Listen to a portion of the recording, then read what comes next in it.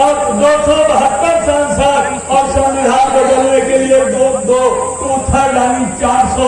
इनकी कितनी गंदी मानसिकता है। और मैं अपने शेड्यूल कास्ट के भाई बहनों से कहना चाहता हूँ, हमें बचाना संविधान, बचाना आरक्षण और आपको भी सर्वसमाज के साथ साथ एक और साइकिल के सामने वाली बटन दबाकर राजू राय को लाख वोटों से जीताकर पार्लियामेंट भेजना होगा। और दोस्तों अंतिम बात कहते हुए, आज हमारी बहनें सुरक्षित नहीं है। चाहे मणिपुर की घटना देख लीजिए, चाहे मेरे दोस्तों उज्जैन महाकाल जहाँ 14 साल की बेटी के साथ दरिंदगी हुई, मरा जान के सड़क के किनारे फेंक दिया गया। और जब उस बेटी को होश आता है, 2.5 घंटे 8 किलोमीटर बेटी चली। उज्जैन महाकाल मध्य प्रदेश की मानवता से अनुसार हो गया। किसी माँ बाप का दिल नहीं पसीजा, किसी भाई बहन का दिल नहीं पसीजा, किसी पत्नी का दिल नहीं पसीजा, किसी एनजीओ संस्था का दिल नहीं पसीजा कि उस बेटी को तन ढकने के लिए 2-4 मीटर कपड़ा, एक पुरानी धोती, एक साड़ी देते। अरे कैसा रामराज है मोदी, अमित शाह और योगी जी। मैं उत्तर प्रदेश की बात कर रहा हूँ। हाथरस में क्या हुआ, उन्नाव में क्या हुआ, और वही प्रयागराज में छात्रा को रेप करके मार दिया गया। अरे कैसा कानून व्यवस्था है, पूरा मचा हुआ है। बेटी बचाओ बेटी पढ़ाओ का झूठा नारा है, नारी सशक्तिकरण शक्ति वंदना का झूठा नारा है। अरे कैसा रामराज है, जिन पहलवान बेटियों ने पूरी दुनिया में भारत का नाम रोशन किया, तिरंगा झंडा लहराने का काम किया, वो बेटियां न्याय पाने के लिए माननीय प्रधानमंत्री जी नए संसद का उद्घाटन कर रहे थे। वो बेटियां आंदोलन कर रही थी जंतर मंतर नई दिल्ली। और यही जो है दिल्ली पुलिस ने पहलवान बेटियों के बाल को पकड़कर नोचने घसीटने और दोस्तों अपमानित करने का काम किया। एक ऐसा रामराज है। अरे जिस काशी हिंदू विद्यापीठ से तमाम डॉक्टरों की इंजीनियर वीडियो लेकर तहसीलदार कानून का अध्यापक प्राध्यापक और बीसी और vice chancellor professor assistant professor IAS IPS PCS अधिकारी पैदा होते हैं, उस काशी हिंदू विद्यापीठ में IT के छात्रा के साथ दरिंदगी हुई, गुंडा ने बना लिया वीडियो और उन्हें दोस्तों न्याय नहीं मिला। जब बेटियां चक्कर काट रही थी, हमें याद नहीं हुआ हमारे जो हिंदू काशी हिंदू विद्यापीठ के छात्रा आंदोलित थे।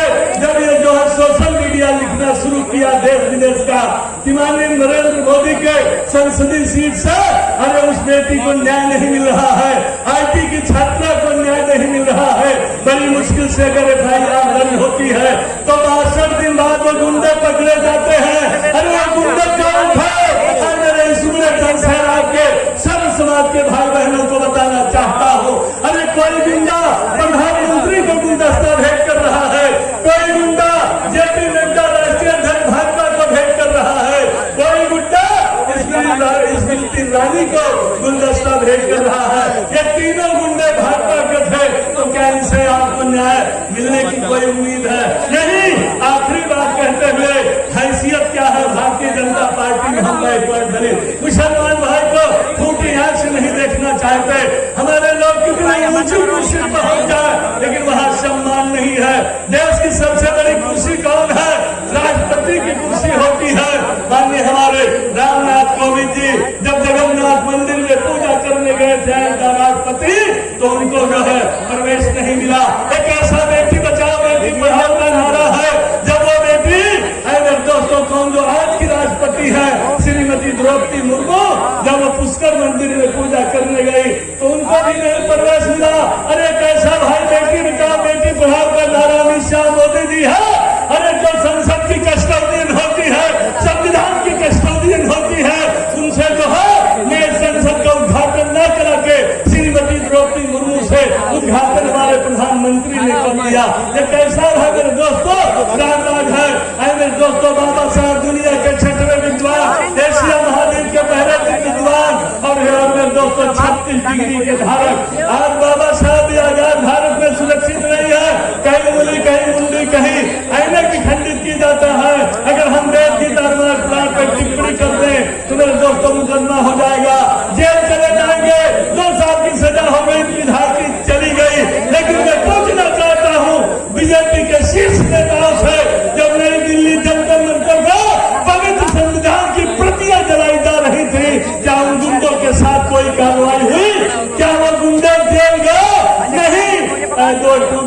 आप भी सुन लो। ये तो मैंने भी शेड्यूल कास्ट के बारे में बताया है। मेरे बैकवर्ड समाज के लोगों, जो लखनऊ में 5 कालिदास मार्ग है, मुख्यमंत्री का सरकारी आवास, सीएम आवास होता है, सरकारी आवास होता है। जिस मुख्यमंत्री आवास में चौधरी चरण सिंह पीएम सीएम थे, बाबू कल्याण सिंह कई बार सीएम थे, राम प्रकाश गुप्ता कई बार मुख्यमंत्री थे, नेता श्री मुलायम सिंह यादव कई बार मुख्यमंत्री थे, मायावती जी कई बार मुख्यमंत्री थी, श्री अखिलेश यादव मुख्यमंत्री थे। और जब 2017 में भाजपा की सरकार बनती है, हमारे मुख्यमंत्री जी उस घर में प्रवेश नहीं किए।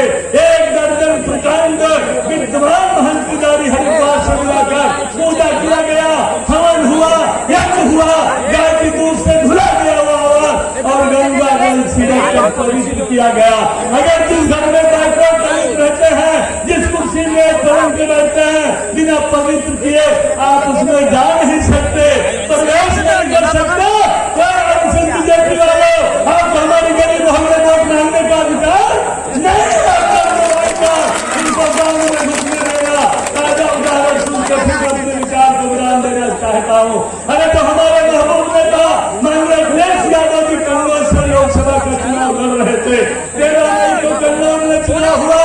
8 मई को हमारे महबूब नेता वोट मांगने के लिए जब कन्नौज गए, वहाँ गौरी शंकर मंदिर में हमारे दोस्तों ने पूजा अर्चना किया। वहाँ पे संविधान पूजा करवाया, हवन करवाया और जब पूजा खत्म हो गया, हमारे महबूब नेता कन्नौज में वोट मांगने गए। लेकिन बीजेपी के लोग उस मंदिर को सफाई करके गंगा जल छिड़क कर पवित्र करने का काम किया है। मुसलमान भाइयों, गरीबों बर्दाश्त भाइयों, आखिरी चरण का चुनाव है, सबक सिखा दो। 6 चरणों में इनकी उल्टी गिनती शुरू है, तो 7वें चरण में भी उल्टी गिनती शुरू रहेगी और आगे रहेगा। अपने नौजवान भाई बहनों से, नौजवान भाई बहनों को जागो, यह देश का है, देश का है। इन देशों प्रदेश का मंचन शांति हो, भाईचारा हो, कानून का राज हो, चौमुखी विकास हो, सभी जातियों का सम्मान हो, सभी धर्मों का सम्मान हो, आरक्षण सुरक्षित हो, संविधान सुरक्षित हो, पढ़े लिखे भाई बहनों को सरकारी नौकरी मिले, हर हाथ को काम मिले, बैंक सुरक्षित हो और जो तमाम जन कल्याणकारी योजनाएं जो इंडिया गठबंधन के महीनों फैसलों में है सरकार करे, वो मेरे दोस्तों कार्य योजना लागू हो और गरीबों का उत्थान हो। तो आइए एक जून को इंडिया गठबंधन की उम्मीदवार श्री राजू राय को